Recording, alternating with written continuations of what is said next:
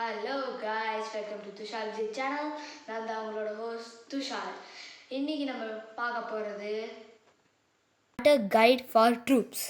So first troupe பார்த்தோன்னா barbarian. இது வந்து ஃபஸ்ட் டவுன் ஹால்லே நம்மளுக்கு கிடச்சிரும். இதுக்கு வந்து ஒரே ஒரு ஹவுசிங் ஸ்பேஸ், அப்புறம் இது ஒரு மேல் ட்ரூப்.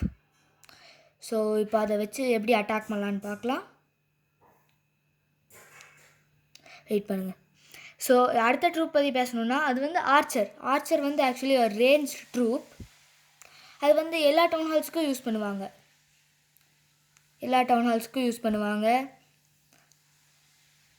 இதுதான் ஆர்ச்சரோட இன்ஃபோ. பார்த்தீங்கன்னா ஆர்ச்சர் என்கிட்ட லெவல் 6 இருக்குது. ஆர்ச்சர் ஹிட் பாயிண்ட்ஸ் பார்பேரியன் விட கொஞ்சம் கம்மி தான்.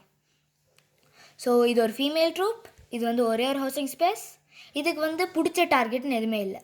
எதையே வேணாலும் அட்டாக் பண்ணுவது. பக்கத்தில் இருக்கிறது டார்கெட் பண்ணி அதை அட்டாக் பண்ண ஆரம்பிச்சிடும்.